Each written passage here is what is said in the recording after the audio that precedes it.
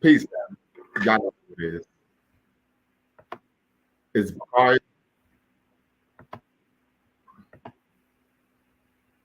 It's Bakari Lumumba back once again, the progenitor of LumumbaSpeaks.com, a Black empowerment initiative where we believe we could gain a competitive advantage by always betting on Black. We're here today to honor the life and legacy of who I believe is one of the greatest Pan-African warrior scholar activists of the 20th century. And that, of course, is one Walter Rodney, the Guyanese Pan-Africanist historian, activist extraordinaire.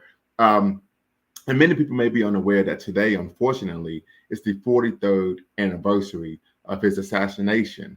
And of course, he was assassinated in Georgetown, Guyana, by a member of what we would call here in the States the Black Hebrew Israelites. So those of you who may be unaware, Walter Rodney is most known for his seminal text published in 1972, How Europe Underdeveloped Africa. And he really became one of the leaders and the vanguard of course, African, what many people call African social studies. Of course, he taught at the University of Tanzania at some would argue at the behest of one President Julius Nyerere and Walimu Julius Nyerere, who we know, of course, was one of the primary contributors to the course of Nguzo Saba. So without that, with all further ado, I'm going to bring in the resident historian, the man, the myth, the legendary Pan-African historian, warrior, and activist, of course, Brother Dwayne Omawale. How are you doing today, brother? I'm doing well.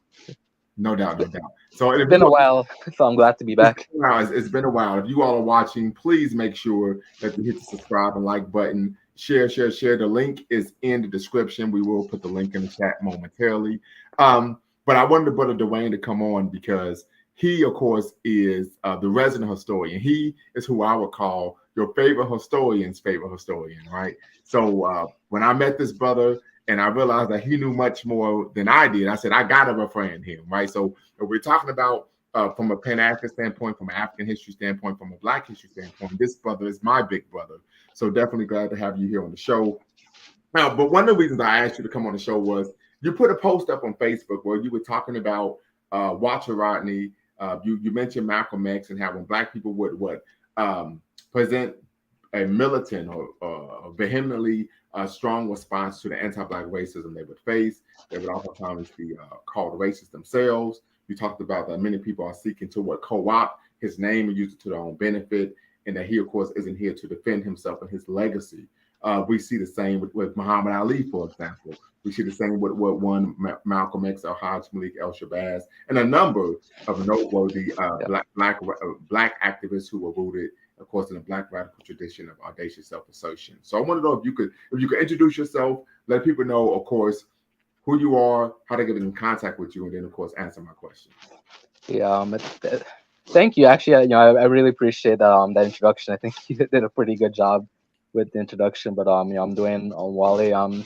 As you said, a historian, scholar, activist, and Pan-Africanist. So, for people who are looking to get in touch with me, I'm very active on social media platforms such as Facebook and Twitter. And for anyone interested in reading my works, because I've published several books on these topics, you can find all of my published books on Amazon. Wonderful.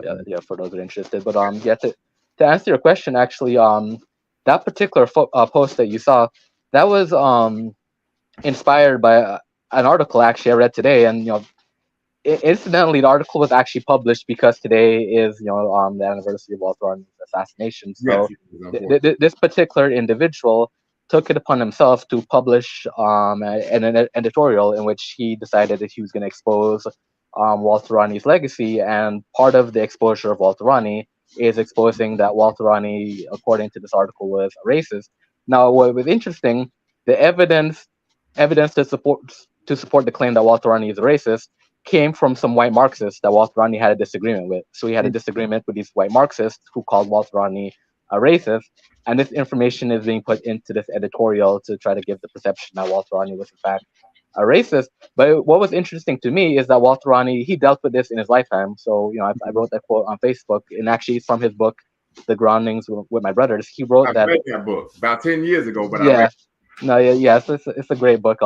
Yeah, anyone who is interested in understanding the Pan African movement and the Black Power movement, particularly in the Caribbean context, definitely needs to read that book. But in that book, Walter Rodney points out that anytime an oppressed black man demands equality, he's accused of a racist.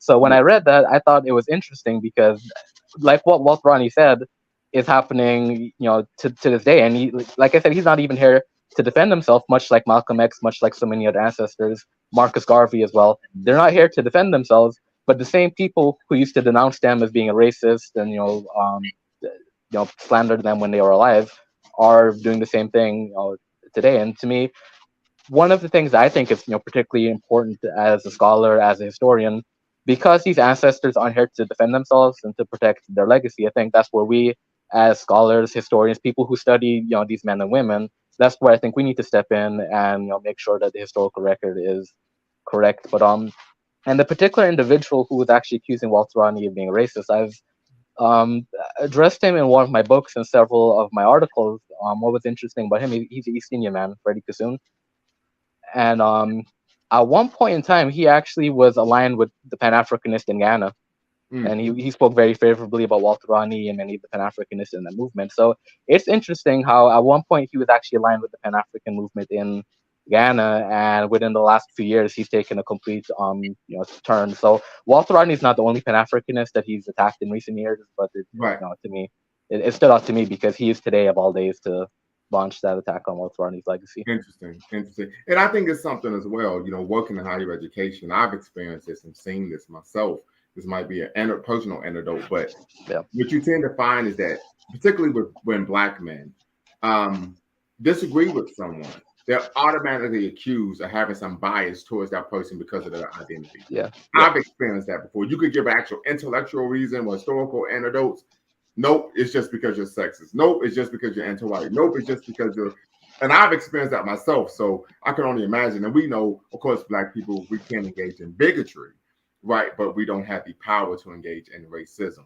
So this is something to be cognizant of. We know racism is power plus prejudice, and we don't have the power to adversely affect a group of people in any area of human activity. So there's something to be cognizant of when we talk about being a racist, right, versus being a bigot or being prejudiced. So something to be cognizant of. So very quickly, Walter Rodney, I think, is a prime example of a activist intellectual scholar, right? And we know oftentimes there are individuals out there in these YouTube streets, right? And they will remain unnamed, unmentioned, who would make the argument that you can't truly be an activist doing the actual work if you are intellectual or quote unquote a scholar. And I think Walter Rodney is a great example that is not the case. But I would also argue that, of course, you, Dwayne Omowale, your favorite historian, is an example of that as well. And I want to know if you could elaborate and elucidate on that point. Yeah, what's actually interesting, Walter Rodney was one of my models for Mm, exactly what you're speaking about. That when I started studying Walter Rodney, what I found interesting about Walter Rodney, he was very critical of academics himself because working in universities, he mm-hmm. was very well aware of the fact that many of the people who we find in these educational institutions really are disconnected from the struggle of ordinary African people from the African masses. Right. So well, Walter Rodney, wherever he worked as a professor, and he worked all over the world. You mentioned Tanzania, but he worked in Jamaica as well. Right. He always made a point The to West Indies, yes. yeah, he always made a point to actually connect with ordinary people to find out what their struggles were, and to use his language, he said he put himself in the service of the African masses. So he always felt like the role of an intellectual was really to serve the African masses, to use the historical knowledge, the scholarly knowledge that we have to empower the masses of people, so that when the African masses are waging their struggle for liberation, they have the historical context of what it is that they're fighting, and they have an ideological context for what it is that they're fighting. So he always believed, and what was interesting, he very deliberately said that he believed that the intellectuals should put themselves in the service of the struggle. He didn't believe that middle class intellectuals should actually be leading the struggle. Mm, He felt like the struggle should be led by ordinary working class African people. So he was also very critical of this approach that tried to put intellectuals at the head right. of the movement. Absolutely. And we know that led to a schism between, of course, Malcolm X's Organization of African American Unity after he, of course, was assassinated. Carl Evans, in his book on Elijah Muhammad, talks about that issue.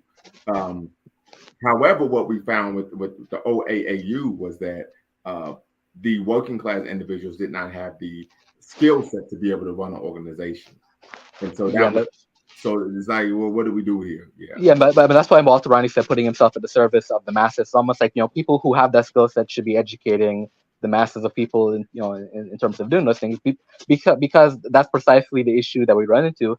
If ordinary working class people don't have those skills, they become they're put in a situation where they're at the mercy of the people who do have those skills. And so in an organization, when you're building an organization and you have that type of structure, you don't really want to create an organization, or in my opinion, you won't want to create an organization that has that level of an imbalance, because what ends up happening, I mean, this was also the issue to the Nation of Islam. What ends up happening is you have a situation where you have a small clique or a small elite running the organization, and then they start exploiting the ordinary people who are in the organization who don't necessarily have the capacity or the skill set to run the organization right. themselves. It makes me think of the Black Women's Club movement as well in America in the early 20th century, right? So that was an issue as well, and Yep. we still see the rise of classism. Yep. But Bawana is here, so he's asking the question: can Mr. Omawale talk about Prime Minister Burnham and the heat Rodney got from him? Uh, We were going to get to that, okay? yeah. But we're on the same page, brother, and we're going to have you tap in a minute. But Bawana also states it's interesting that the Hebrew Israelites murdered Martin Luther King's mother as well. Absolutely, we're going to get into that as well. Great point. Want to know if you could touch on something to mention. Walter Rodney, we're talking about honoring the life and legacy of one Walter Rodney. He would have been 81 years old if he hadn't been assassinated in June of 1980. He received his PhD, earned his PhD at the age of 24. Right, so we know that this brother was cooking with proverbial fish grease. Okay, that means he was hot, right?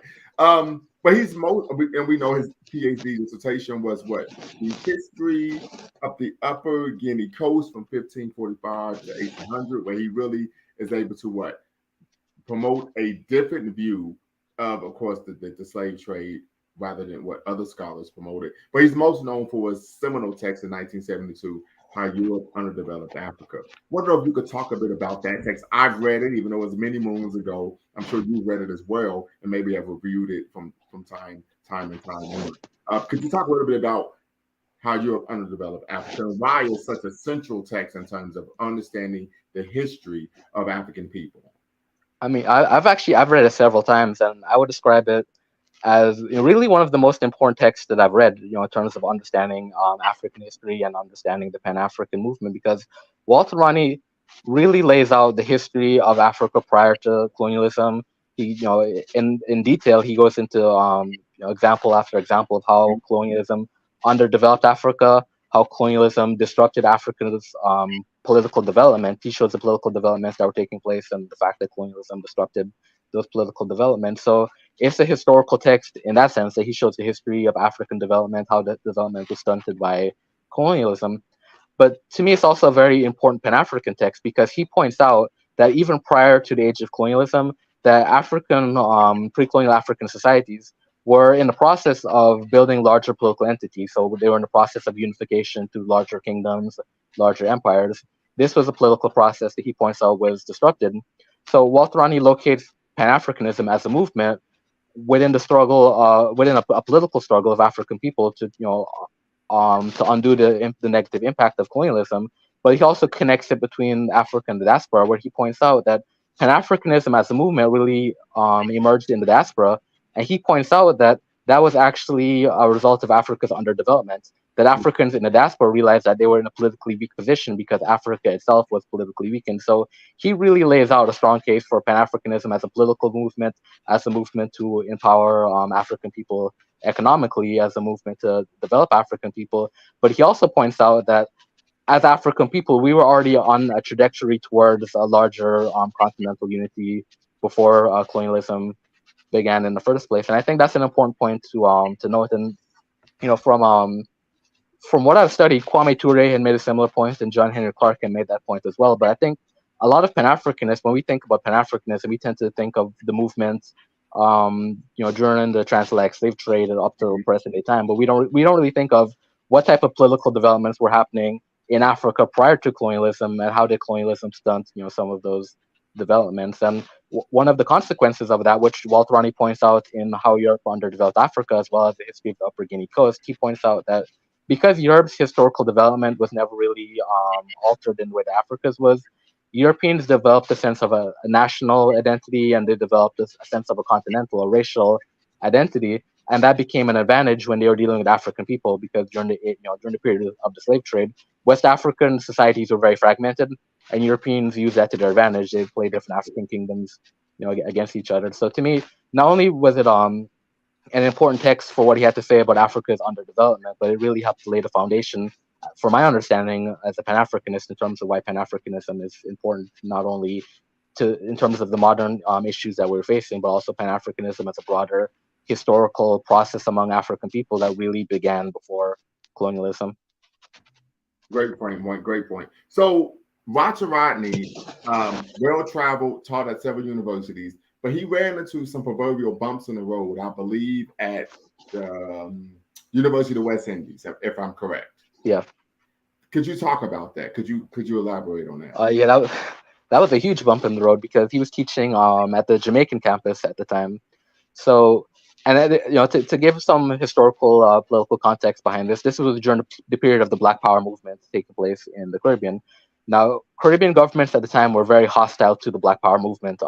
Stokely Carmichael, Kwame Ture, he was barred from Trinidad, even though he was born in Trinidad. He was, Eric Williams, of course, he was having issues with Eric Williams, correct? Yeah, Eric Williams. Yeah, and so, Eric Williams, of course, wrote Capitalism and Slavery. He was a professor at Howard University, became the prime minister of Trinidad and Tobago, but for some reason he got there and he took more of a centrist role. Well, and that was the problem that happened. So a lot of these leaders who were anti-colonial leaders, very radical leaders, came to power, and suddenly they're maintaining the colonial status quo. They don't want to hear anything about Black Power. So, within that context, there was actually an effort to suppress the Black Power movement. Walter Rodney mentions this in the book that we discussed before, The Groundings with My Brothers. He mentioned in Jamaica, for example, the Jamaican government was actually banning certain books. So, any books by Stokely Carmichael was banned, Malcolm X books were banned, Elijah Muhammad books were banned. So, and this is the contradiction, that this is a Jamaican government that had acknowledged Marcus Garvey as a national hero in the 1960s when Jamaica gained its independence. They were acknowledging Garvey. Symbolism over substance. Yeah, exactly. So Walter Rodney was dealing with that. He was dealing with a Jamaican society that had become independent, and that was, on the surface was, preaching Black empowerment and acknowledging Marcus Garvey as a national hero. But while he was living in Jamaica, like I mentioned, he wasn't just teaching at the university. He would make it, the time to go out and really see conditions throughout the country and to speak with people. So what he realized, that even though Jamaica became independent, the colonial system had not changed at all. The masses of Black people in Jamaica were still impoverished. So he began preaching Black Power in Jamaica, and Black Power within that context wasn't just putting a Black person at the head of the government, because that had already happened. So Black Power at this time in Caribbean politics was really the empowerment of the masses of Black people, not just putting not just putting Eric Williams in power. It was a type of movement that was trying to really empower the masses of Black people. So the government of Jamaica did not like that, and they were particularly concerned because Walter Rodney was actually building with some of the local Pan-African leaders, local Black Power activists in Jamaica, especially the Rastafarians. Jamaican government was very concerned about Walter Rodney's connections with the Rastafarians. So what ended up happening was Walter Rodney went to a conference in Canada, and he tried to return to Jamaica, but when his plane arrived at the airport, he was informed that he would not be allowed to leave the plane. He was essentially barred from returning to Jamaica. So, as I said, he was barred from returning to Jamaica. And what ended up happening afterwards, Walter Rodney had become a very popular figure throughout Jamaica, both among the students at the university and also the Rastafarians that he had been organizing with and having meetings with. So Walter Rodney being banned from Jamaica actually set off massive protests throughout Jamaica. And a little known fact about those protests, Peter Tosh was actually among the people who were involved in that protest. Peter Tosh hijacked the bus and then drove the bus into a convenience store, and people were looting the convenience store. So Walter Rodney became a very popular figure in Jamaica, and the Jamaican government was very concerned by his popularity and by the fact that people were listening to this Black Power message. So he had been deported from Jamaica, and he mentioned that in his book, The Groundings with My Brothers. And the point that he makes is that in his view, the protesting that started was related to him being deported, but he felt like there were underlying tensions anyways, and him being deported just was a spark that ignited that protest. But he pointed out that the conditions in Jamaica were very deplorable conditions, and these were things that he was exposing and speaking to, and obviously the Jamaican government was very uncomfortable with him doing that. And this is something that we really see throughout the African world in the 60s and 70s, right? It makes me think of the novel by a Ghanaian author, I'm missing his name, entitled "The Beautiful Ones Are Not Yet Born," right? Where there was this sense that, of course, right, independence will come, and we will our standard of living would elevate, right, drastically, Yeah. exponentially. And then when that didn't happen, the corruption set in, and we start to see most of the people in the nation living in a rather slums, just for the lack of better words. Of course, many people begin to become disenchanted with those in power, and we know that Rodney, of course, was very critical of the Caribbean middle class. Moving forward, Brother Barama has joined us. We're gonna let him tap in a minute. The Hebrew Israelites, why did they choose to assassinate our good brother? So it's actually an interesting story behind that. So the Hebrew Israelites in Ghana were actually led by a man named Rabbi Washington. He was an American who actually came to Ghana fleeing justice in America. He was a criminal, in America, so he was essentially a fugitive working in Ghana. So he was living in Ghana. Burnham essentially gave him refuge and allowed him to live in Ghana. Because Rabbi Washington was already a criminal, anyways, what happened in Ghana was a relationship between Burnham's government and the House of Israel was the name of that organization, where the House of Israel would go out and essentially rough up Burnham's political opponents. They would go to meetings, beat people up, break arms, break legs. They were that type of group. And Right, Burnham, head, shoulders, knees, and toes. yeah. So Okay. so those were the Hebrew Israelites. So the reason why they had those issues with Walter Rodney, because that's what they, that was a function that they served in Ghana. Burnham allowed Rabbi Washington to stay in Ghana, and in exchange for that, the Hebrew Israelites were used to terrorize and to intimidate the opposition. Now, the situation with Walter Rodney is that it's not necessarily the Hebrew Israelites that killed him, although they had a reputation for killing people. There was a priest who was also a journalist in Ghana named Father Dark, who was stabbed to death by the Hebrew Israelites because he wrote newspaper articles that were very critical of the government. So, the Hebrew Israelites were noted for actually killing political activists. Now, the situation with Walter Rodney, it's a little bit more insidious than that, because how he ended up being assassinated was he was trying to get a hold of a walkie-talkie because for communication purposes, the members of his organization, the Working People's Alliance, they wanted to get walkie-talkies to be able to communicate with each other. So there was a particular individual named Gregory Smith who actually told Walter Rodney that he could acquire the walkie-talkie. So he gave Walter one of these walkie-talkies, and the walkie-talkie actually ended up being a bomb, and it exploded while Walter Rodney was in the car. So that's how he was killed. So as I said, even though the Hebrew Israelites were actually involved in oppressing the political opposition in Ghana, Walter Rodney's assassination actually wasn't done at the hands of the Hebrew Israelites. It was done at the hands of someone who we later found out was actually a plant by the government. He's planted in the Working People's Alliance, but Walter Rodney didn't know. So when Walter Rodney went to collect the walkie-talkie from this individual, Walter Rodney wasn't aware of the fact that it was actually a bomb that he was collecting, and the bomb ended up killing him. Wow. Brother Bawano, what say you? Oh man, I'm just enjoying the conversation. I could sit down and pick Dwayne's brain all night, because him being from Guyana, he would have so much history on different kinds of things in terms of the government with Burnham, and also one of these days, Dwayne, if you could, I would like you to go in as far as the history of Jim Jones being in Guyana and the political we got to do a show on that. Yes, Yeah. that should be very interesting. But him as a We're Caribbean not talking historian. about Dipset Bird Game. No, no. We're not talking about that, Jim Jones. Right? Nah, but I'm really appreciating the conversation between the two scholars. Dwayne as a Caribbean scholar and Brother Lumumba as an African American scholar. I'm really appreciating the conversation. Pan-Africanism. But like I said, But Pan-African. real quick, Brother Bawana, Brother Dwayne is my big brother. He is my Pan-Africanist big brother. So, like as I Okay. stated in my illustrious introduction, he is your favorite historian's favorite historian. Okay, so Okay. he's my big brother. So, in all issues, trust me, because we've had several private conversations, I concede to his leadership, his knowledge, because he's much Yes. more Yes. of a historian than I am. Yes. Yes. Also, I think that Ivan van Sertima came out of Guyana as well. So Yeah, there's a Yeah, lot yeah, of yeah. You sure historical, did. a yeah, lot a of lot of historians came out of Ghana. historians. Yeah. George So M. it'd be James very as well, from who George wrote M. Stolen James. Legacy. Yeah. Yeah, Yes, yeah. So it'd be very interesting to pick his brain on the different kinds of people who actually came out of Guyana. I'm finding it interesting too because I'm thinking that Eric Williams was supposed to be like this kind of like black nationalist kind of person who went to Howard. He was like a teacher, a professor at Howard. Right, because they had So a rather why would history. he go? Yeah, why would he go against Walter Rodney? That's kind of very So I would say yeah. this, and I'm just going to be spitballing here, speculating.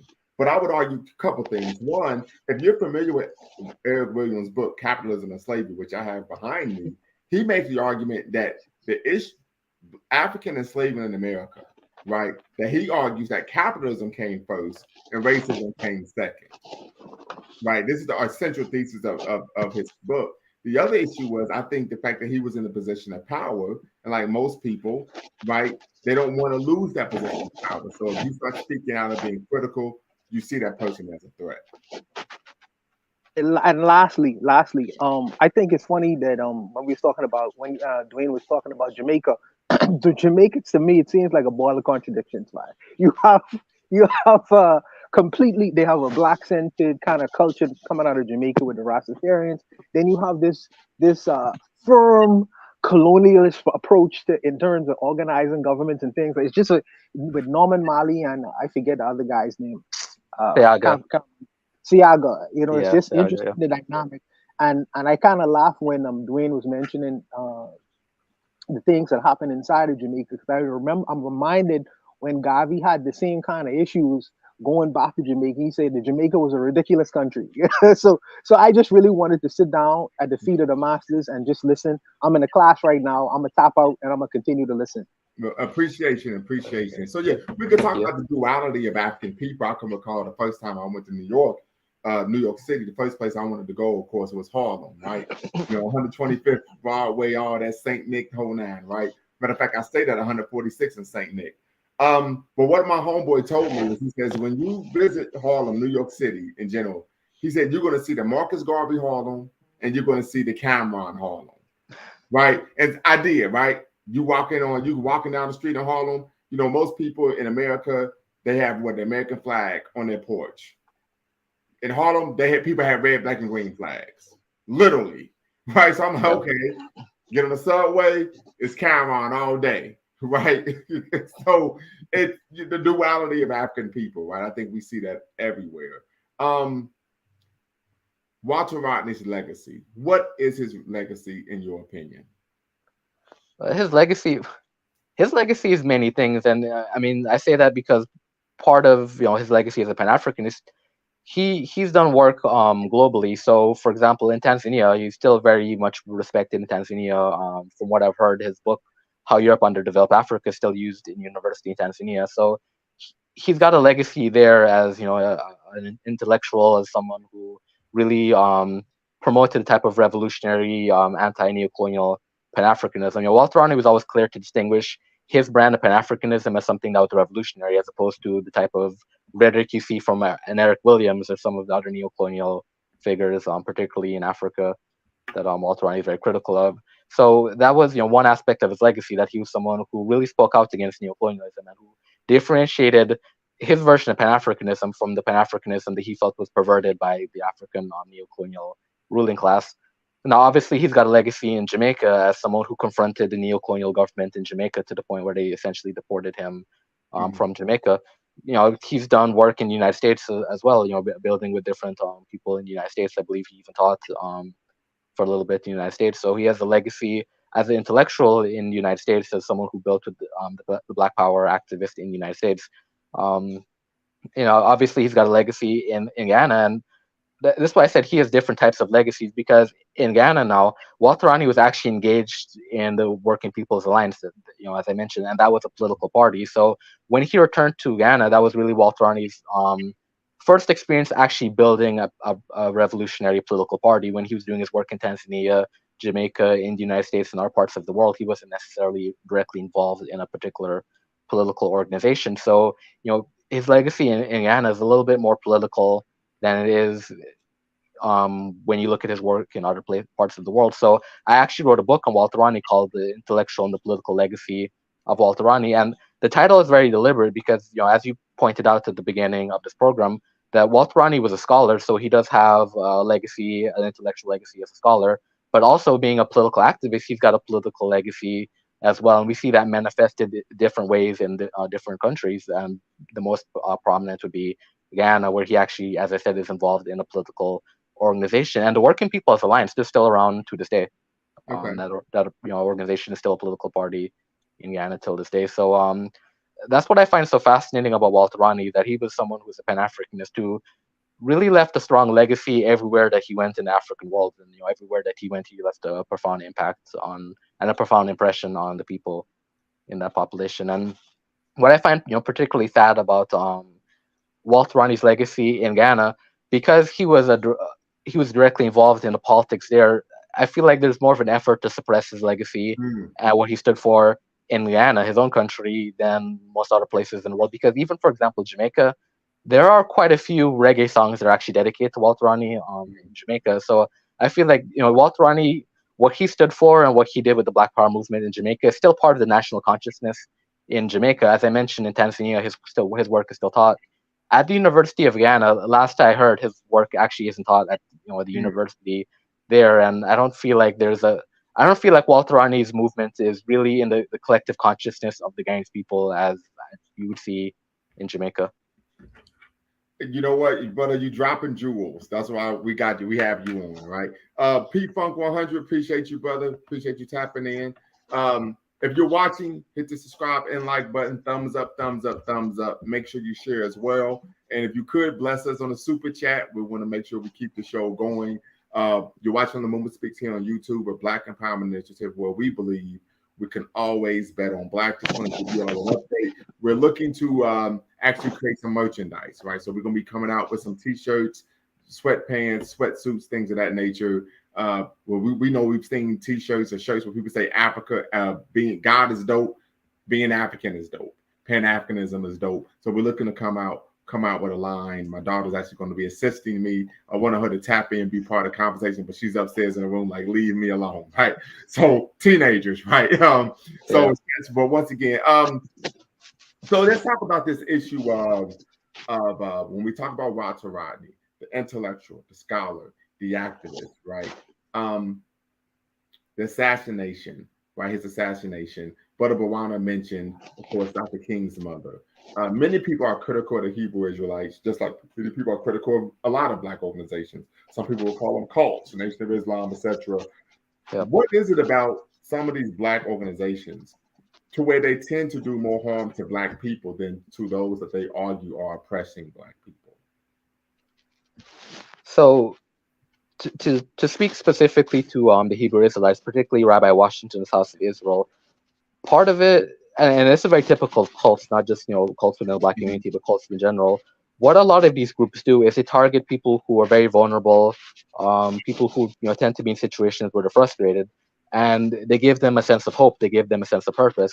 So what the House of Israel did, the House of Israel's position was that when you read the Bible and you see God is talking about the Hebrews being the chosen people, well, the Hebrews in the Bible are really us. It's really Black people. We're the chosen people. We're the Hebrews that God is talking about. So for a Black person who's struggling and is looking for, like I said, that sense of hope or that sense of purpose, that gives you a sense of hope and it gives you a sense of purpose. I'm a divine person. I'm God's chosen people. That's part of the Nation of Islam. They're teaching as well. They're teaching that Black people are essentially God's chosen people, and that even though white people are oppressing us now, at some point Allah is going to come and liberate us from the white oppression. So a lot of these groups infuse that religious element because it gives Black people a sense of optimism without actually having to do anything. When you Mhm. feel like you're a chosen person by God, that's it. You're chosen. You don't necessarily need to do anything. You don't need to build anything, put in any sort of work. You don't need to engage in revolutionary politics. So that was the House of Israel. It was a group of black people who felt like they were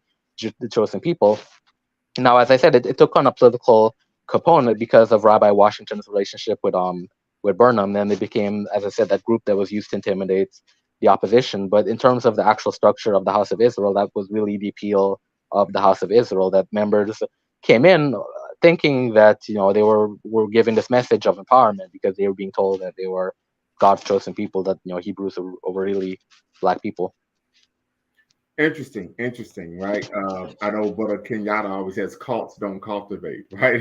Yeah, he says that all the time. I agree with him on it, right? Cults do not cultivate, and we do tend to find a situation in which they're looking for the downtrodden, the oppressed, the disillusioned, right? And we know historically, when we look at Black nationalists, Pan-Africanists, particularly in the 20th century, most of the most ardent Pan-Africanists, the greatest Pan-Africanists, come from what? Meager beginnings, right? Humble beginnings. Yep. However, it does put a person in a situation where they could be manipulated, right? Because they're so oppressed and they have no hope, that they're willing to latch on to almost any and everything. And in fact, appreciate you back 7-6 first. Appreciate you 100% for, of course, the super chat. P Funk 100 says optimism without having to do anything undo, and that's a great point. I'm glad you brought that up, P Funk 100, because European Jews believe that God's chosen people, but they're doing things, right? No, they went and built a whole nation. Right, Israel. right. Or took a whole nation. That's a Took conversation. a nation. Right. But something to, of course, be cognizant of. Walter Rodney was a Pan-African socialist, right? And we're going to do a show about the difference between Pan-African socialism and Pan-African nationalism. For Troy Fitness, peace, appreciate you. The link is in the chat if you all want to tap in. For the Jabril, I know you're going to give your take to organize. So I need you to tap in as well, if you can, brother. Pan-African nationalism, Pan-African socialism.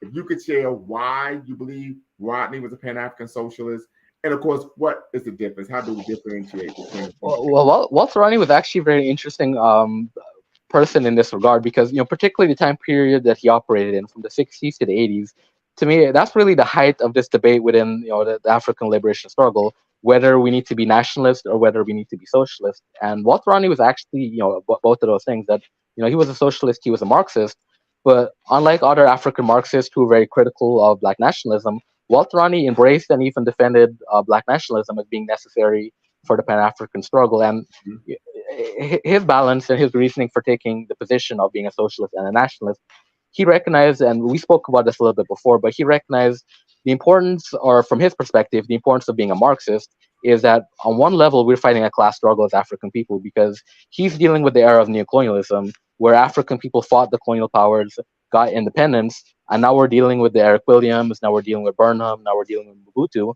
So obviously we can't unite with these people. We can't just broadly talk about racial unity in that sense. So his vision of Pan-Africanism was a class-based vision. His vision was that the African masses, who really were the bulk of the African people who were being exploited, they need to unite and fight not only the neo-colonial powers, but also they need to fight the neo-colonial African rulers, the people who came to these positions of power and that were upholding the same colonial system for the benefit of the former colonial powers. So that was essentially Walter Rodney's argument as a Marxist, that he believed that the struggle of African people was a class struggle being waged against the capitalist powers, the capitalist Western powers, and also being waged against the neo-colonial elite. But at the same time, he also defended a Black nationalist position, and his reasoning for doing so was twofold. First, he pointed out that part of why African people are oppressed is not, part of it is for class reasons, in the capitalist system, but the other part of it is a racial oppression. So his argument was that Black people were dehumanized because we're Black, and the way to counter that is to affirm our identity and our humanity as Black people, not just a neutral, colorless people, but specifically as a Black people, because Blackness was the basis of which we were being degraded as a people. So, and he made the argument that we need to affirm our identity as Black people, affirm our identity as African people. So part of what he was doing as a historian was that process of instilling pride in African people because for many years we were told that we're a people that have no history. We were savages and cannibals running around naked in the jungles of Africa. So part Right. so part of what he was doing was instilling that sense of pride, historical pride in African people to humanize us because he realized that not only did the colonial system dehumanize us, but so many of us have internalized that dehumanization. So he felt like history was a means of humanizing African people.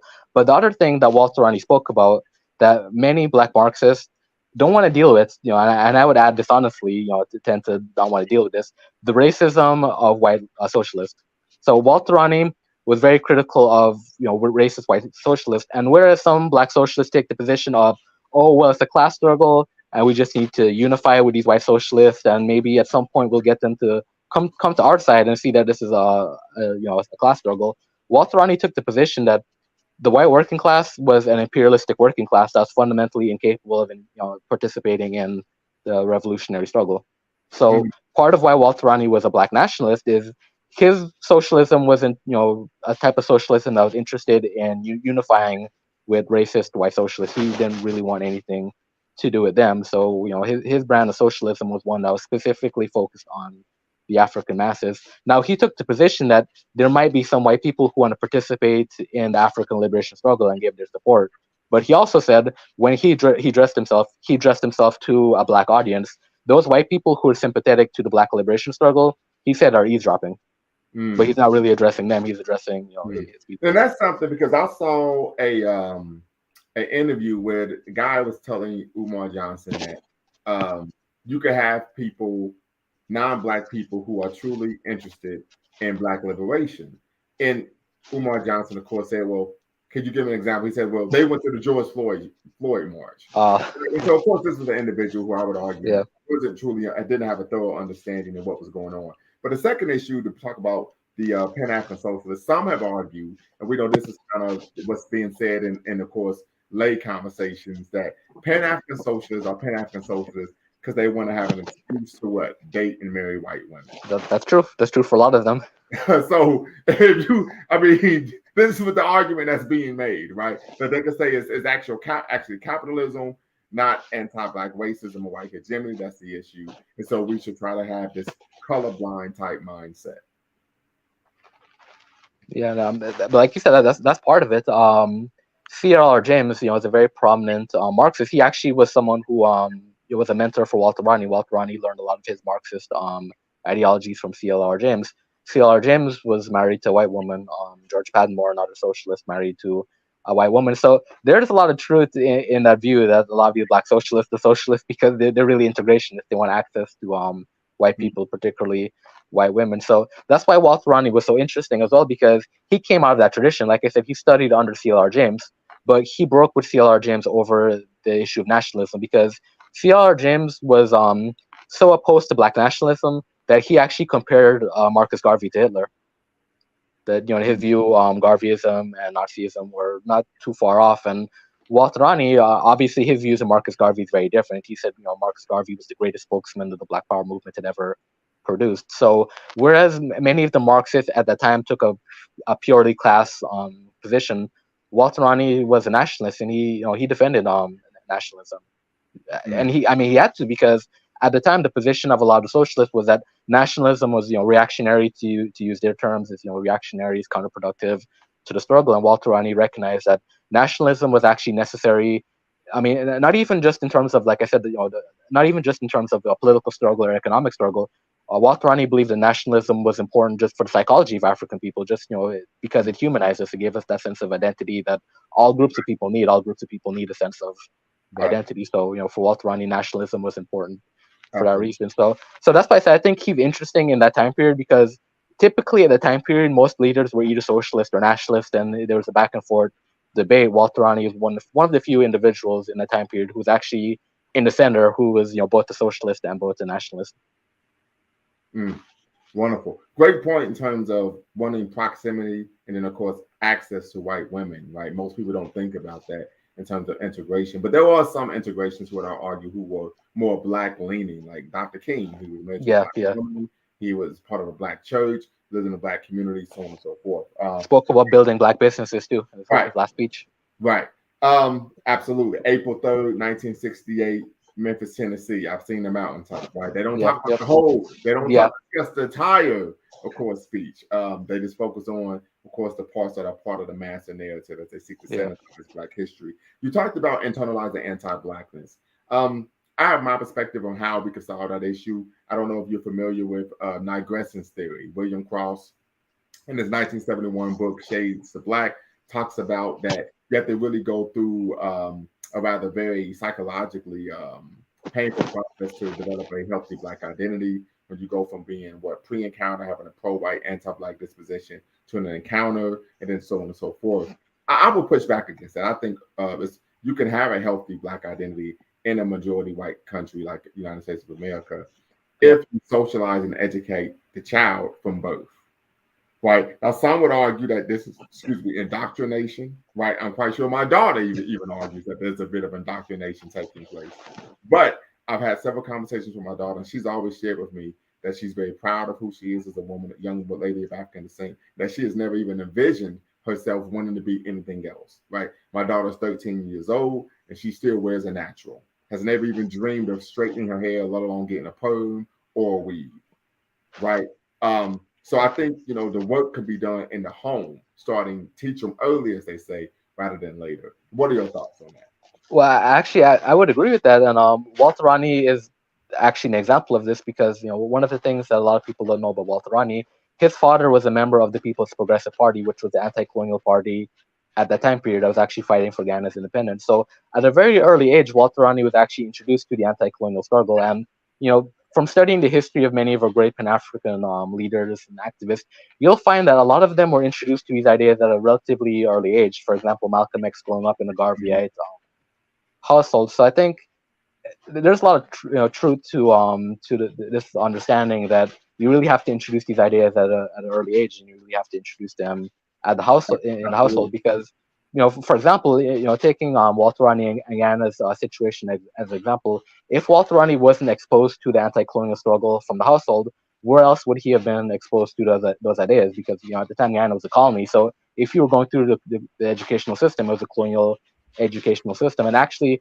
one of the reasons why Walter Rodney got into African history, he went through the colonial system, and at some point he realized he wasn't learning about African history. He wasn't learning about his people's history. So at a very early age, he had that introduction to the anti-colonial struggle because, as I said, his father was involved in the struggle. I could use myself as an example. My mom was actually part of Walter Rodney's movement, the Working Mm, People's Alliance. I've heard stories from her where she'd actually attended the rallies and she's seen Walter Rodney speak in person. So, that was part of her development growing up. The Rastafarians, much like Walter Rodney had meetings and discussions with Rastafarians in Jamaica, my mom grew up in Ghana having these conversations with the Rastafarians. Reggae music shaped mm, her consciousness as well growing up. Peter Tosh, she introduced me to Peter Tosh's music because Peter mm, Tosh's music had a big impact on her.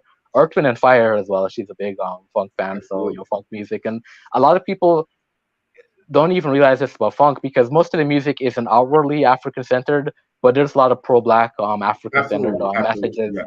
and Yes. particularly Earth, Wind and Fire. So you Yes. know, Absolutely. so from my mom's perspective, she was someone who grew up in Ghana during the Black Power period, and that really shaped her political views and her views towards Pan Africanism. And in turn, she raised me with a lot of those views. And what's interesting, a lot of it was subconscious. It wasn't even that she was deliberately raising me to be Black conscious. It was just those were her influences growing up, and subconsciously she was passing those things on to me. So I think socialization in the household really is, a very important, and I think a lot of people do tend to overlook how important and impactful that can be in particularly a Black child's development.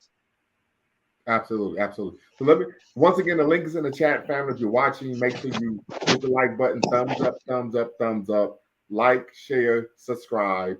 Um, do you believe that Pan Africanism dead? No, absolutely not. And I mean, I could give so many examples. One thing that happened recently that I thought was very encouraging as a Pan Africanist. Don't know if you saw, but there's been protests going on in Senegal because the president there is Yes, trying to I run saw for that. the third term. So I saw on Twitter not too long ago, it was a few days ago, that in Ghana, Senegal was actually a trending topic in Ghana, meaning that the people in Ghana were trying to figure out what was going on in Senegal and trying to express solidarity for what's happening in Senegal. So for me as a Pan-Africanist, I've always recognized that globally African people are struggling for liberation, whether it's in the Caribbean, whether it's in the United States, whether it's in Africa. And very often you see the solidarity expressed among African people and expressed in those struggles. For example, like George Floyd, when the protests were going on in the United States over George Floyd's murder, there were protests all throughout the Caribbean, protests all throughout Africa from people who were in solidarity with Black Americans, people who recognize that the struggles that Black Americans are facing in the United States are connected to what's happening in Africa, what's connected to what's going on in the Caribbean. So, what in my experience, often the people who say that Pan-Africanism is dead, they don't see these things because I mean you have to know where to go to find these things. You're not going to turn on Fox News or CNN and see that people in Barbados are protesting George Floyd being killed. So part of it is the media doesn't really expose how deep the Pan-African consciousness among our people go. But the other part of it is most of those people who claim Pan-Africanism is dead really don't have a lot of experience being around Pan-African organizations, haven't traveled very much, so they haven't really gone outside the United States, haven't really connected with Black people in other parts of the world to see their views and their opinions. And to bring it back to the topic of Walter Rodney and Ghana, a lot of people who aren't familiar with Ghana's history and the history of Pan-Africanism in that country don't understand how deep Pan-Africanism is in Ghana. That the Working People's Alliance is a political party, and as I said, they're still in existence. There's Pan-Africanists in that party. The People's National Congress, that was Burma's political party, their national flag is actually the red, black, and green flag.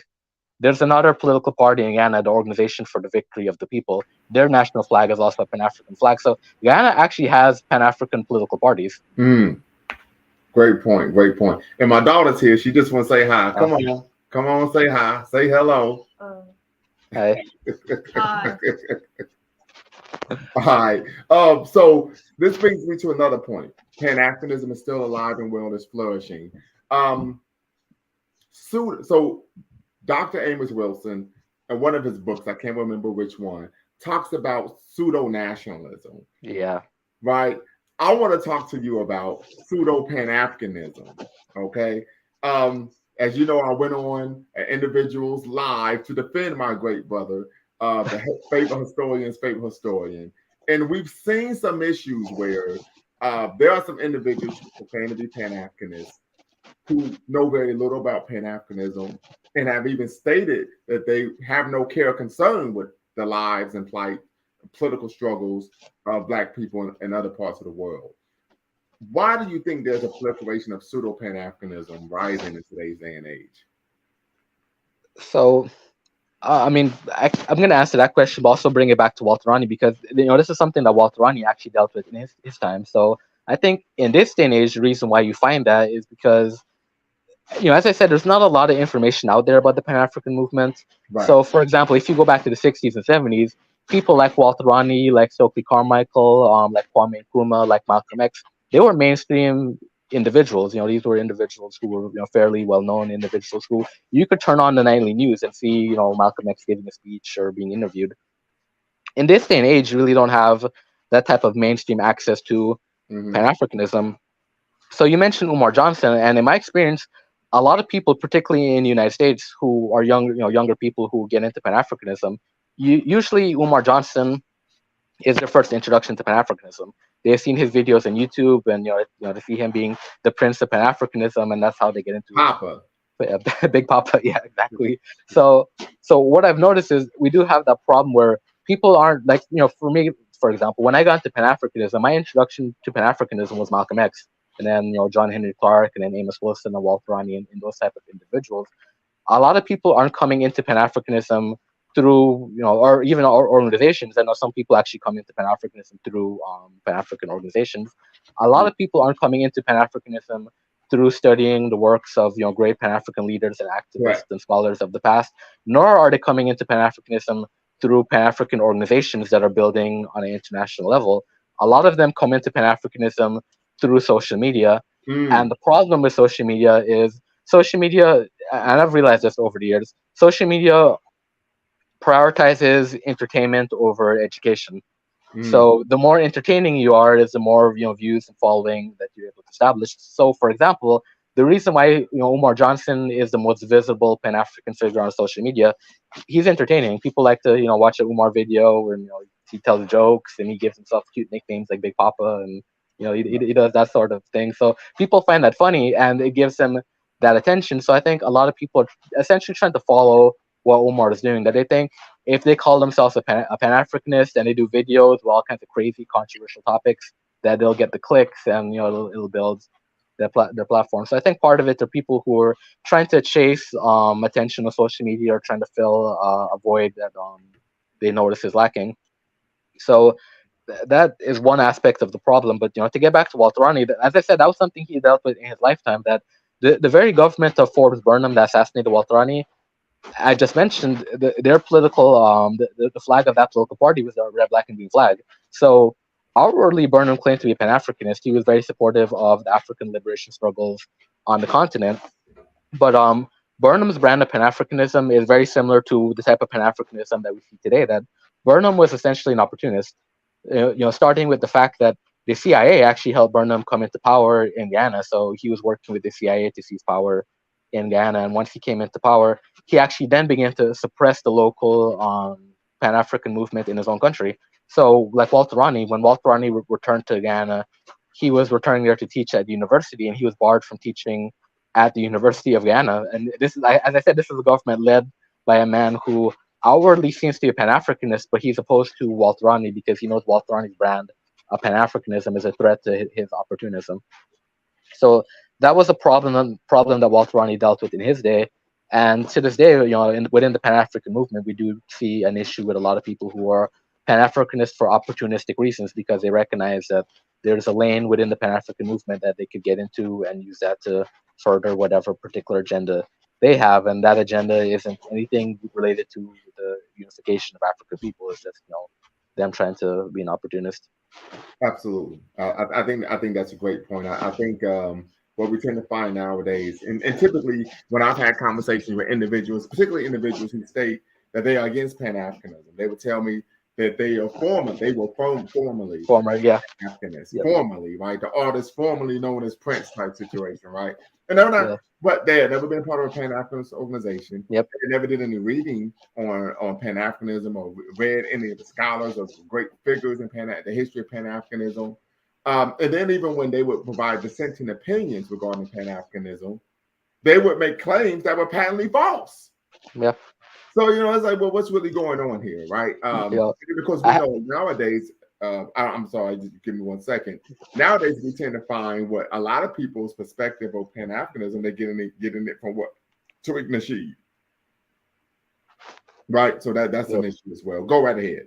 No, I was just going to say that I actually had one of them tell me that he used to be a Pan-Africanist. He wore dashiki back in the day. So, these people really have no idea what Pan-Africanism is. They think, and I remember years ago, as a brother that told me he thinks there's a confusion between being Afrocentric and being Pan-Africanist. So I think a lot of brothers who, when it was cool to be Afrocentric, wore the medallions and wore the dashikis and engaged in the aesthetic, they didn't really engage in Pan-Africanism as a political movement. So they have no idea what it is as a political movement. And that is more so cultural nationalism. Yes, rather than being a Pan-African. I know Malefic Asante Sr. and of course Stokely Carmichael, also known as Kwame Ture, had a great debate in the mid-90s Afrocentrism versus Pan-Africanism at the University of Cincinnati. And my Pan-Africanist mentor, Dr. Boyka Tway, who prevented me from dropping out of college way back in the day before I had children, he actually went to the debate, taped it, and actually allowed me to watch that. So, and when I joined the Pan-Africanist organization, one of the first things that I had to do, they were required readings. You need to read this. Sit your down and read before you do anything. I was in an organization at one point that did that as well. Actually, our requirement for new members was they had to read Black Power by Stokely Carmichael and Charles Hamilton. Yes. So that's what I mean. When you come into Pan-Africanism through an organization, that requires a level of work and a level of understanding. You have to do some level of reading. You have to understand what the ideology of this this particular organization is. What type of work are we doing? And if it's a Pan-African organization, what's the nature of the Pan-Africanism? What type of international work is being done. So those are all the type of things that you get introduced to when you're in an organization. But if you come through Pan-Africanism from an Umar Johnson video or from Tariq Nasheed's Hidden Colors documentary, that's not really the most effective way to come about, becoming a Pan-Africanist, because it avoids so much of the work that you really need to do to understand what it is to be a Pan-Africanist. And I'll even make a point about that debate, that I really love that debate between Molefe Asante and Kwame Ture, because in that debate, Kwame Ture made the point that Pan-Africanism is not an ideology. The different Pan-African groups and organizations have different ideologies. So you can always tell someone who's never really been in the Pan-African movement, because they'll always criticize the ideology of Pan-Africanism, or they'll always ask questions about, well, what is the ideology of Pan-Africanism? And for those of us who are really in the movement, we know that Pan-Africanism covers a broad range of different ideologies. And we were speaking earlier about even the debate between the nationalists and the socialists. So Pan-Africanists within our movement have always had those debates about, which is the best ideology for us moving forward as a people. But if you're not in these organizations, if you're not in these spaces, you really wouldn't understand the type of discussions and debates that Pan-Africanists have been having. Absolutely, absolutely. And Brother Bag 764 states, there's a growing lack of respect for what our ancestors have done for us. What causes this? This is a great question, thought-provoking, provocative. Hope you could tap in, brother. You here. Appreciate the super chat. Hope you could tap in. The link is in the chat above. Also, Brother Jabril, if you're present, we know you're holding it down in the Twin Cities out there in, Minneapolis, St. Paul. Love for you to tap in, give your perspective on Walter Rodney. Also, in the chat, if you could put a 1 up if you were familiar with Walter Rodney prior to today's live stream, or a 2 if you were unfamiliar with Walter Rodney, that'll be greatly appreciated. 1 if you were aware of Walter Rodney, and the 2 if you were not aware of Walter Rodney. And of course, we're here honoring his life and legacy here on YouTube. Here, Lumumba Speaks on YouTube, a Black Empowerment Initiative where we believe we can gain a competitive advantage by always betting on Black.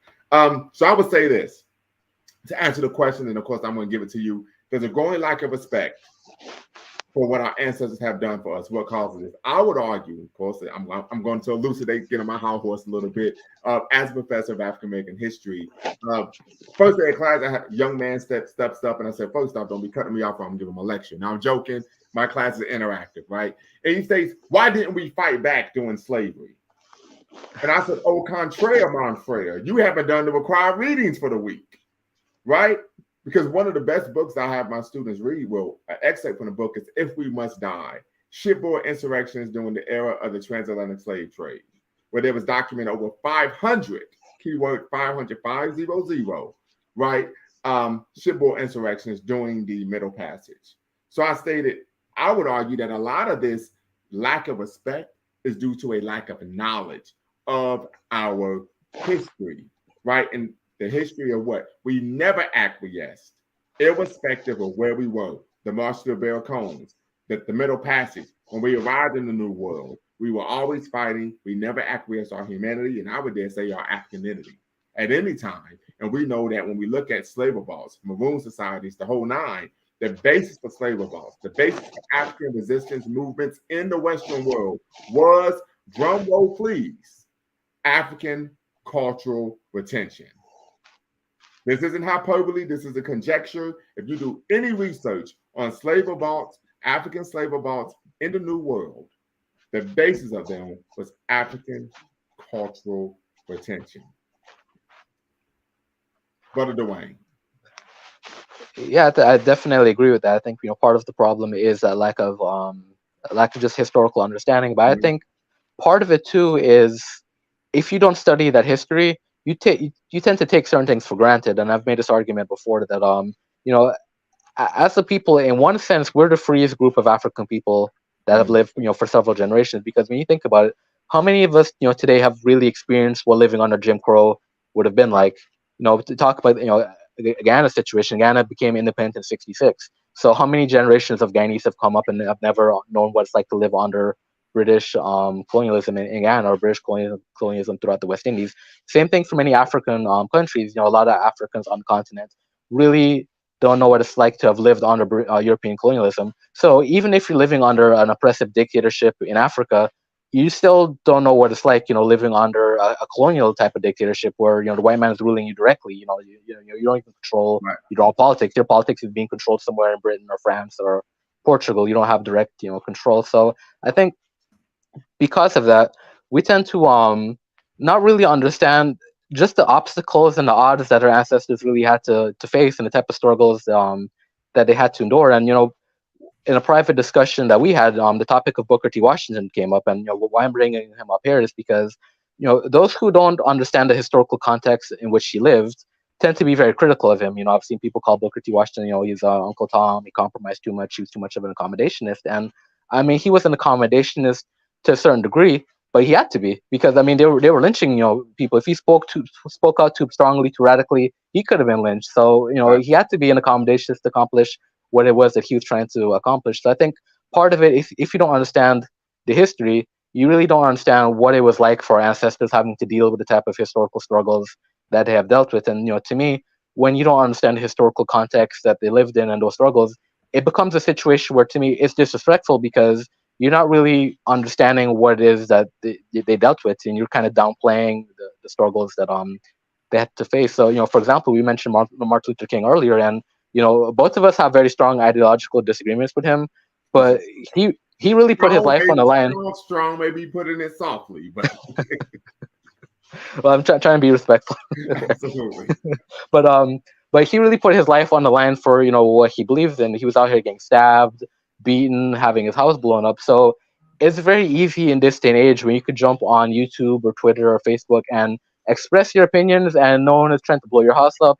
You're not waking up in the morning with Klan crosses burning on your front yard. So I think when you don't understand the historical context, you really don't understand how difficult it was for some of our ancestors to do what it is that they did under the circumstances. So why I mentioned King is because, as I said, we have our disagreements with King, but to me, I always have to respect the fact that he did what he did during the time period where he was dealing with a level of political repression that none of us have ever had to experience in our life. So to me, when you understand that, it forces you to engage in a level of respect, even for ancestors who you may not necessarily agree with. And I would even mention Frederick Douglass as well, that Frederick Douglass being an assimilationist, ideologically we might have disagreements with Frederick Douglass, but he was someone who was enslaved, who had to fight for his freedom during slavery. So tremendous self-determination. Yeah. So for those of us who've never been a slave and had to actually fight for our independence, never had to teach yourself how to read. Yeah, teach yourself. Yeah. Say, hey, you don't know this word, and they say, yeah, I do, and they say the word, and then you learn how to read.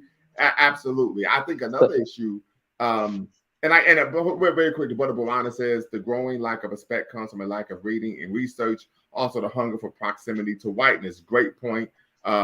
We've seen this before, time and time again, where we tend to try to sanitize the history, deflect, really, what's the word I want to use? Undermine, for lack of better words, de-emphasize our racial ethnic background.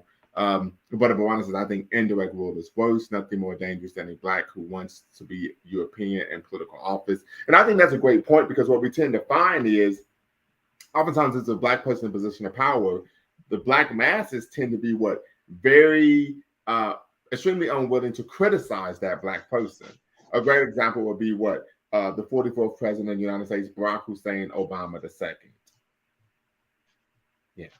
So.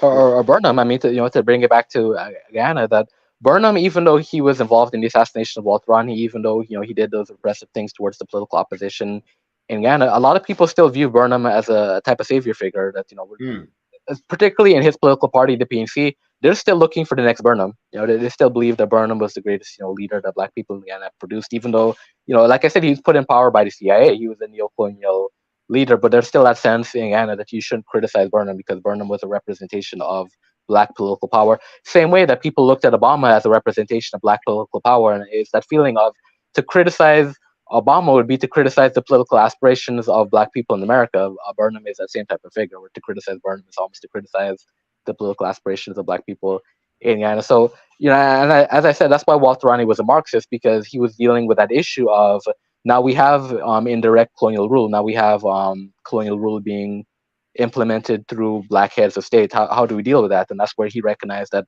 at that point it becomes a class struggle, because we're not just preaching a broad Black unity, because we really can't unify with neo-colonial leaders, leaders who have an interest in assimilating into the white power system, and who have an interest in serving that system. So in the context of the United States, obviously, if you're a grassroots Pan-African organizer, your interests are going to be different than the political interest of someone like a Barack Obama. Right. There's no unity they're those are two positions that are diametrically opposed. So to me, I think that's where Walter Rodney's position of understanding of this as a class struggle becomes relevant, and it's still relevant to this day. We do have to understand that there are a class of Black people whose interests are very much different from the interest of ordinary working class Black people. Absolutely. Once again, family, if you're watching, I'm gonna put the link in the chat. Once again, if you want to tap in and be part of the conversation where we're honoring the life and legacy of the revolutionary Pan-Africanist historian, scholar, and activist, one Walter Rodney of Guyana. We got a great brother Dwayne Omawale, your favorite historian on the line. He's from Guyana as well. So we're truly having a Pan-Africanist conversation, in which the conversation has moved towards, of course, indirect rule, right? So Black people and black skin, white mass. I think it's what Yeah.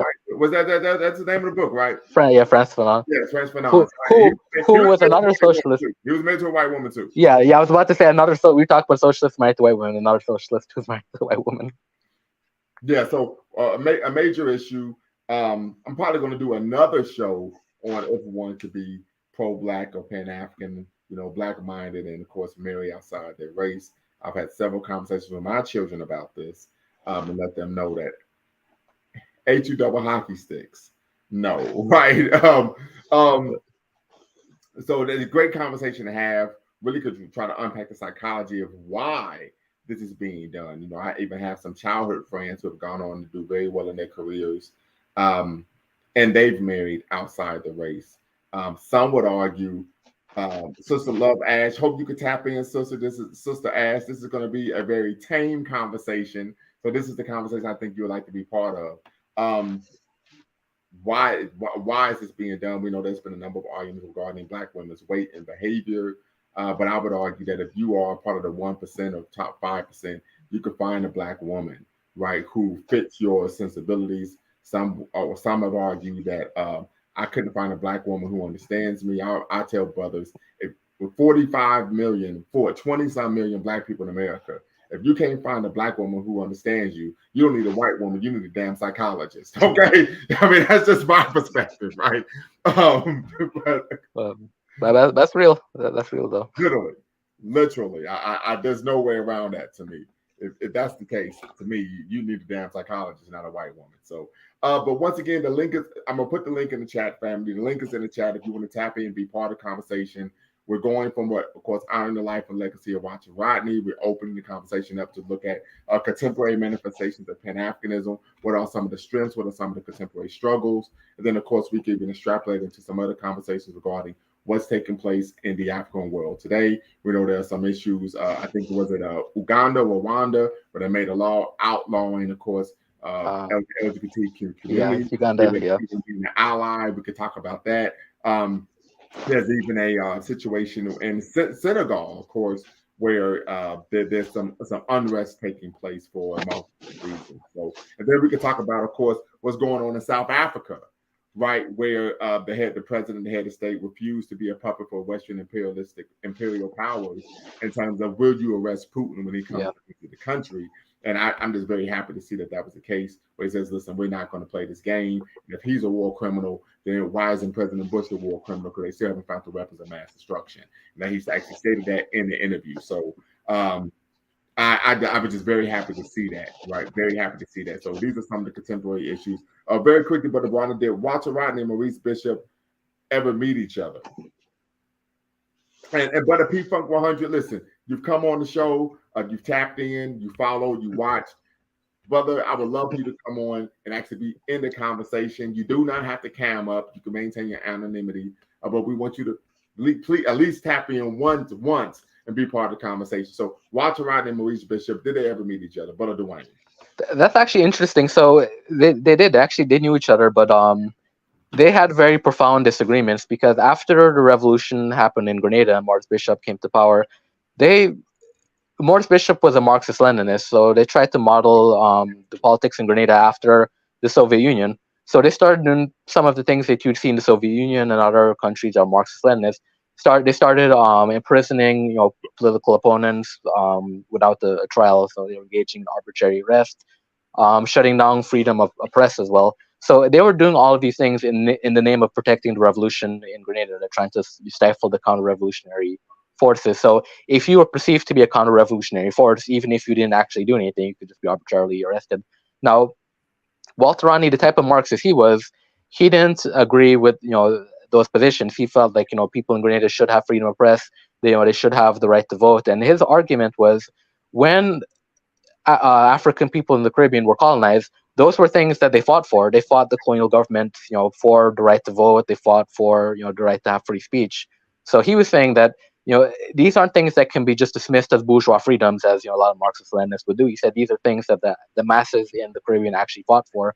So he and Maurice Bishop had very strong disagreements when it came to what level of political freedom the masses in Grenada should have. So yeah, they didn't know each other and they did not see eye to eye on a lot of those issues. But unfortunately, I think Walter Rodney had a very important point when he was criticizing the repressive nature of the politics in Grenada, because even though at that time it was being targeted towards the civilians, it eventually turned inward in the government, where different factions within the government decided to violently eliminate Maurice Bishop because they felt like he wasn't his commitment to Marxist-Leninism wasn't strong enough.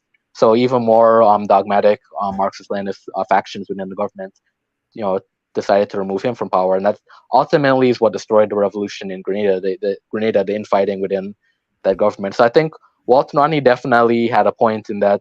We do have to be careful in terms of guarding against counter-revolutionary forces, but we don't want to go overboard to the point where we become dogmatic and then it becomes counterproductive to what it is that we're trying to do. Great point. Appreciate you, Brother Jabril. Africa, Pan-African nationalism of Paris. So the question I have here is, how do you fight against counter-revolutionary forces, right? And this is important, particularly when we look at Thomas Sankara, right? Thomas Sankara is my favorite Pan-African. It's my son's favorite Pan-Africanist. Unfortunately, he was assassinated on my sister's 10th birthday, October 15th, 1987. And Blaise Compaoré, I hope I'm pronouncing his name correctly, he argued that what was taking place was counter-revolutionary and that he had to come in and reform. So we almost see this type of this counter-revolutionary term almost being thrown around rather flippantly, and it's subjective, right? Whoever's perspective, right? But the question I would have is, Brother P Funk 100, I'm gonna stay in the brush for now, off the main road in the shadows. Appreciation, brother. You're coming out and supporting. Definitely appreciate that. Hope you could tell your friends and family about the channel. Hope they could come on and, of course, be part of the conversation and be part of Lumumba Speaks. How do we push back and protect ourselves against counter-revolutionary forces without suspending and interrupting the civil liberties of our people? Yeah, that's a good question. I mean, that's something that so many. You and I'm putting it on you. Y-O-U, okay? Putting the pressure on me, I see, but no, because that is something that a lot of leaders had to deal with. For example, Kwame Nkrumah in Ghana, there were actually several assassination attempts against him, so he started curtailing certain civil liberties in Ghana. So for me, I think part of it, and this is why Walter Rodney really stressed building a mass organization, because when you have a system where the government, and to use Marxist-Leninist terminology, when you have a vanguard, the vanguard's the small group that essentially is leading the working class. When you have that small group making all of the decisions for the working class people, it does create a problem in terms of, and then they might start doing things that the masses of the people disagree with. And typically countries that have a system of voting, electoral system, that's how the masses get to express their views and their displeasure with certain policies. So if a particular prime minister passes a policy that we don't like, we vote them out of office. Now, if you're living in a country where the vanguard controls the politics of the country, there's no elections, there's no free speech, so the masses of people really can't express their views. So it does create a situation where now the masses of African people are left out of the political process, and their future, their fate is determined by a small clique of leaders. And then it creates a situation where when there are disagreements among that clique of leaders, who gets to prevail? So, for example, in Grenada, Maurice Bishop was actually the most popular leader, to the point where when he was placed under house arrest, there was a massive demonstration that actually went to free him, and then they had to send the military to shoot the protesters to stop them from freeing Maurice Bishop. So, Mm. if Grenada was a society at that particular point that had democratic elections, Maurice Bishop probably would have been elected over the people in the his political party that wanted him eliminated. So I do think you need some sort of a process, some sort of a process where people can make their voice, be heard. Some process where people can vote and make those type of decisions, because you don't want a situation where someone like you said Blaise Compaoré decides, okay, I don't like Thomas Sankara, I think he's counter-revolutionary, and he just overthrows Sankara's government. Even though the masses of people in Burkina Faso, they weren't on board with that, they loved Thomas Sankara. That wasn't a decision that they would have made. So I do think we need some kind of a democratic institution or a democratic process that really is able to address those issues and to create an outcome that is aligned with what the masses of people want, as opposed to just creating a situation where someone seizes power and decides that they now represent what the revolution is supposed to be about. And as I said, that was Walter Rodney's vision. Walter Rodney, his famous slogan when he was with the WPA in Ghana was "People's power, no dictator." So he really believed in an approach to empower the masses of people. And as I said, unfortunately, that was not the approach in Grenada, and ended up backfiring on the government of Grenada in a very violent way. So, do you believe that democracy is the best form of government for African people engaging in self-rule? Yeah, I do, and that's a tricky conversation to I know, have, because when African people hear democracy, they think, okay, that's a Western system, and they associate that with colonialism and all that sort of thing. So I was teaching an African politics course earlier this year, and we had a section on democracy. So I had to make the point that don't get tripped up on democracy, because even though the term is of Greek origin, it's not an African term. What the term represents, the meaning behind democracy, we had that in African societies. We had many, and in the course I went through all the different examples of democratic institutions among African people. So that's why I said it's difficult to have, because I've noticed a lot of people, when they hear democracy, they shut down. Particularly in Africa, a lot of people, when they think of democracy in Africa, they think of like an alien system. Democracy can't work in Africa because it's a Western thing. So I think for me, when I speak about democracy being a system that we need to implement as African people, I'm coming from a perspective of, even though the word is a European word, the intention behind what the democracy is, what the word represents, we've had that in Africa. But the other point I'll make about democracy, and a lot of people criticize this, particularly in the American system. To me, democracy isn't showing up on election day, checking off a box, putting in your ballot, and then leaving and going home. To me, that's not democracy. When I'm talking about democracy, I think a system where people have real, representation. People really have a voice and a say in, the system, having a say in things that will really impact their lives. So to me, democracy has to go deeper than just, voting. And Thomas Sankara, he did that in Burkina Faso. That Burkina Faso, they had councils where people could actually go and address particular issues, and there was, so there was a real connection between the government and the masses of people. So, like I said, it's difficult, because most people, when they think of democracy, they tend to think of the Western system of democracy, which isn't very democratic, particularly for African people. So when I'm advocating for democracy, my vision of democracy, it's actually a system where the masses of people really are connected to the government and really do have a direct say in the government. But that section on democracy was interesting in African politics, of course, because I was giving some examples like that Oyo is it's a kingdom in West Africa, present day Nigeria. Western Nigeria, yes. Yeah, so they had a system where if the ruling king was rejected by the masses of the people, he had to commit ritualistic suicide. So I joked in the class that if we implemented that across Africa, corruption would clear up very quickly. That's a great point. That's a great point. Great point. But, you're cooking with fish grease, brother. Cooking with fish grease. So let me ask you this. We went over, is democracy what's best for African people? We touched on pseudo-nationalism, the disrespect towards ancestors, etc., etc. But we know historically the goal of Pan-Africanism was what? For African people to be free, proud, people able to live our lives and have self-government. Yep. And we continue to see these type of disruptions. One of the disruptions that we tend to see from a democratic standpoint is what Western influence in terms of what? Funding. And we know historically, even globally, I dare say 90% of all elections are won by the person who has the most funding. How would a democracy that is truly representative of the people, African people, in African context on the continent and the Caribbean, actually be beneficial, knowing that these type of disruptions tend to take place. And that's that's why I go back to I'm going to go back to that point that I made about Western democracy. That when people think of democracy, they think about that system, and typically in a system of Western democracy, funding is necessary. The candidate that tends to win elections, and not just in American politics, but in most political most societies that have this type of political system, the candidate that tends to win elections is the one that spends the most on ads, the ones that could put the ads out there on television, put the ads out there on the internet, put the ads out in the newspaper. So funding actually becomes very important when you talk about politics in that type of a democratic system, and then that's where you see that limitation, because now when you talk about third parties that don't necessarily have access to that the same level of funding, they don't really stand a chance in electoral politics because they don't have the funding to put themselves in that position.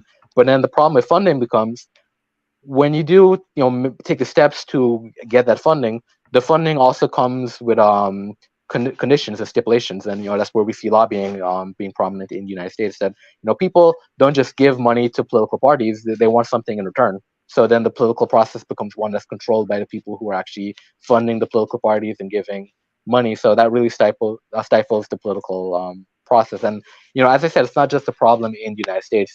Going back to the Caribbean politics, it's a huge issue, especially in Caribbean politics, about people using money to influence political decisions and to influence political elections.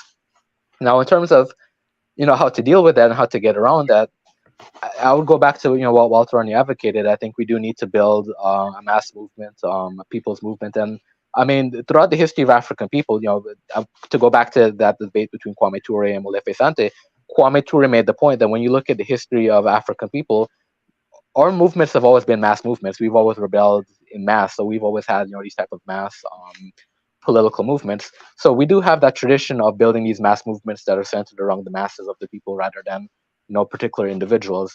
Kwame Ture made the point that we had mass movements as opposed to the vanguardism, the type of vanguardism that I mentioned before. Right. So we do have a tradition of that, but the issue, and Kwame Ture always stressed this, Brother Jabril, he stresses this as well. We've had the mass movements, but we've never really had an organization behind those movements. So to me, that Malcolm talked about that as well. Yeah, absolutely. So so to me that continues to be an issue, and even within the contemporary context, within the Pan African movement, so to mention Brother Jabril again, when we have these private conversations, I always tell him I'm very optimistic about where our people are, in the sense that we were talking earlier about the protest in Senegal. There've been so many protests throughout the African continent within the last few years. Burkina Faso, they had a revolution several years ago that actually overthrew Blaise Compaore's government. Sudan, unfortunately, there's a civil war, a clash going on in Sudan, but they recently had a revolution that overthrew the government there. So just across the continent, you're seeing these mass uprisings of African people really rising up against these neo-colonial governments. Same thing in the Caribbean. You do see mass movements springing up in the Caribbean. And obviously in the United States, anytime there's a high-profile situation where a brother gets killed by the police, our people go out to the streets and protest and march and demonstrate and flip cars over and burn buildings down. So we do see that our people mobilize and are engaged in this mass movement. And I think the challenge today is the challenge that Kwame Ture and so many of our ancestors had to deal with, is that we don't need to encourage our people to engage in mass mobilization. We don't need to encourage our people to engage in mass protest.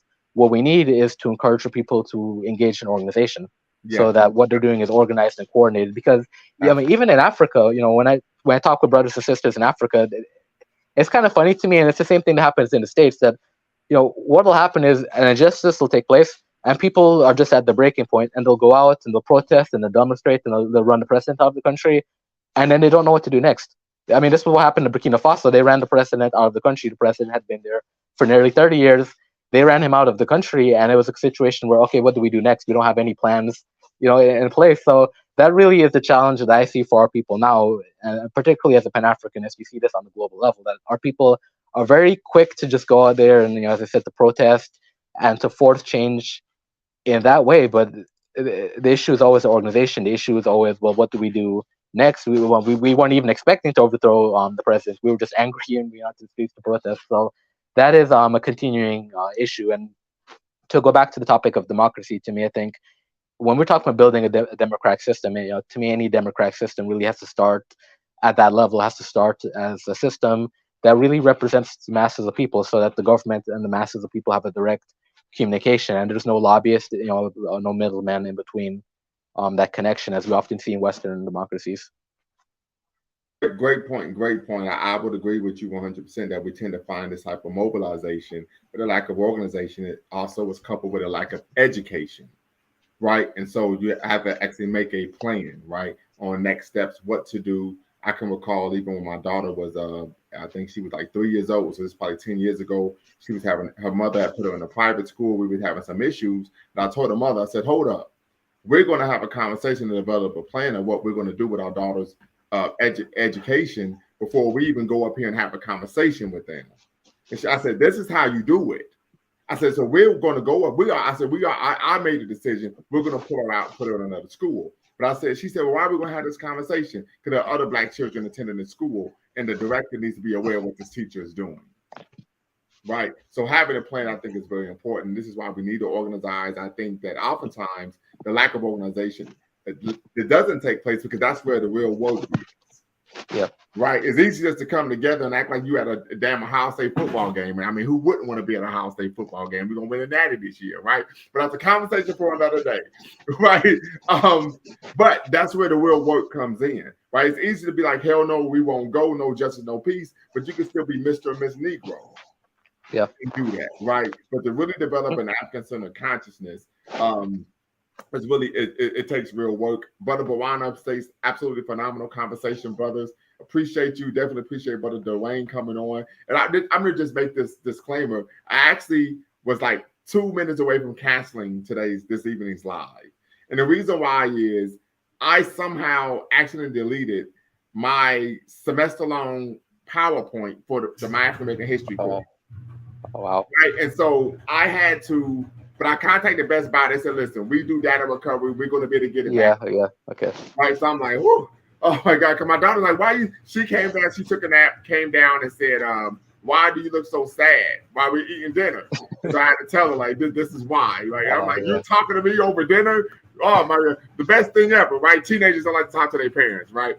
So there's something to be cognizant of, but I'm glad that, of course, we went ahead with the line. But that's why you always got to keep a backup somewhere. Yeah, final thoughts from you, brother. Yeah, man.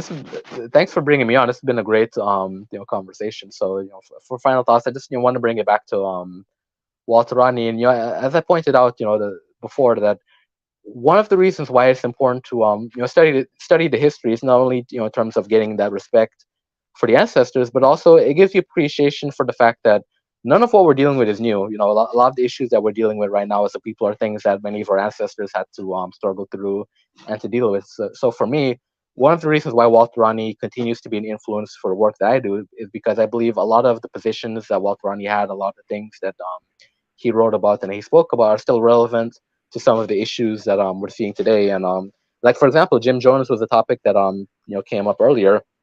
And you said you're going to do a separate show on Jim Jones, but Dipset Bird Game, you know what I'm saying? Scissor, you know what it is? 145th from Barley, baby. You know what it is. Yeah. So what's the name of his? Was it the People's Empowerment Temple? Oh, well, yeah, People's Temple. yeah.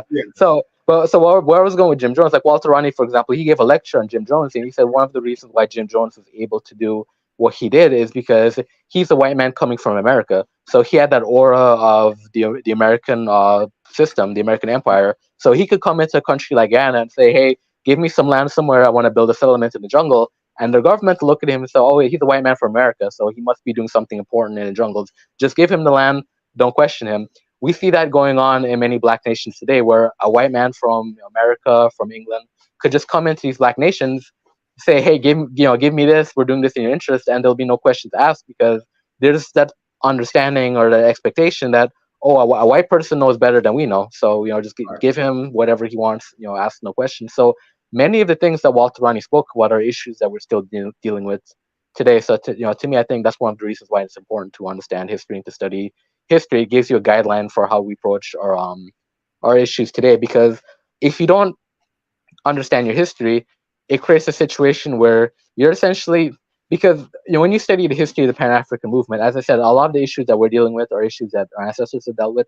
A lot of mistakes were made as well in the past. So to me, when you study history, you understand some of the things that just didn't work, things that were errors that we shouldn't repeat. Unfortunately, a lot of brothers and sisters don't study the history, so you find them repeating errors that were already made in the past. And the famous proverb about people, when they don't study history, they're doomed to repeat the history. So, unfortunately, a lot of our people do repeat that history. So I think to me, that's why it's important to study Walter Rodney, because he, as I said, he was someone whose ideas and philosophies and ideologies are still relevant to some of the issues that we're dealing with to this day. Absolutely, absolutely. And to speak to that issue, you talked about Jim Jones. He also had several African Americans follow him.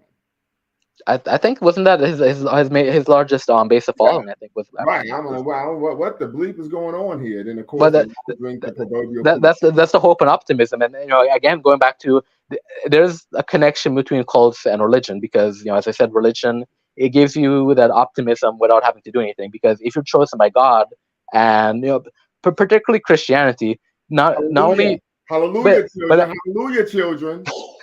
Yeah, but particularly Christianity, because when you follow Christ, there's a paradise awaiting you. So don't worry about what's happening now. Don't worry about the suffering that you're dealing with now. Paradise awaits. So that's also the problem. I said, y'all don't hear me. I said, there's a paradise awaiting. Can I get a hallelujah in here, right? I mean, that's literally how it goes. Exactly. I grew up in it. And I mean, and I don't want to dovetail too much, but I remember going up saying, this is some of the dumbest shit I've ever heard in my life. As a child, like, you expect me to believe this shit? And I remember getting in trouble, getting whoopings. My parents are dancing and shouting, and I'm sitting right there like, I don't feel it. Like, I literally, you weren't feeling the spirit. Literally, I'm like, I don't feel it. I can recall being 14 that my parents put me in communion class. They said, okay, I said the cracker is the body. I'm gonna get this right. I said the cracker is the body, the juice is the blood. They said, yes, absolutely, you're getting it. I said, so we're ritualizing cannibalism. Get out. They were like, get out. Get out, right? So Brother Verona said Jesus Christ Incorporated, Jesus Christ Superstars. Oh, I got to tell you all this story, right? So my daughter and I, Saturday evening, we went for a walk after dinner. Man, it's only I can get her to hang out with me. She says I embarrass her now, so she doesn't like to hang out with me. So I have to teenager. Yeah, so I have to do things to get her to, so we can spend time together. So we're going for a walk. We come back around to our block, and there's some Mormon missionaries out there. So you could, at first they didn't want to say anything, and they came to me, hey, how you doing? What's going on? Da, da, da, da, da. I'm like, listen, hey, how you doing? And so we go have the conversation, and I said, I'm not interested. I'm familiar with the doctrine. It's vehemently anti-Black. I said, most Abrahamic religions are, blah, blah, blah, blah, blah. I said, Abrahamic religions are. So they said, well, that's not true. I said, really? Let me give you some examples. So I was like in bullet form, right? So they was like, well, okay, yeah, it's falsifying or omitting history, but that's from their perspective. I said, it doesn't matter the perspective. If it's false, it's false. Right? I said, if I say that from my perspective, Chicago is the largest city in the United States, doesn't matter if that's my perspective, it's still inaccurate. Right? So they was like, okay. And I said, you are Mormons. I said, the official position of your church up until 1980 was that Black people didn't have souls. I said, you didn't think I knew that? Did they know that? Huh? Did they know that? So I'm sorry? Did they know about that? So when I said that, you know what he said? So you have a great rest of your day. Literally. And my daughter said, you cooked them. Yeah, he said, so you have a great rest of your day. But why I was asking, because like for me, I came up in the Catholic Church, and I started running into problems with Catholicism when I started reading the Bible. And then I started realizing like a lot of stuff they're teaching is not even in this book. So what I found out, a lot of people who are religious don't even know what's in their own books. They don't know the history. Absolutely not. I can recall when I was at community college, Dr. Sway, my mentor, first Pan-Africans I've ever met. We were sitting there talking one day in his office. He says, man, Black people don't know anything about their own religion, the religion that they practice. I said, man, get out of here. He said, you don't believe me, do you? He said, all right. He said, go out, because you always like, put something on, bet something. He said, he was like, we could put $5 on it. I guarantee you, you could talk to 10 black people and they won't even be able to tell you anything about the very religion they say they're a part of. I came back next week, was like, you were right. Here goes your goddamn money. It's a reality. They don't read. Yeah. Because if you actually read the text, you'd be like, this is nonsensical.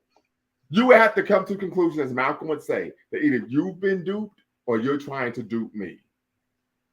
If you actually read the text. But you know what's so deep about actually reading the text though? Because and I thought about this. I went to a church somewhere, and the preacher was talking about faith, and you need to have faith and belief and all that.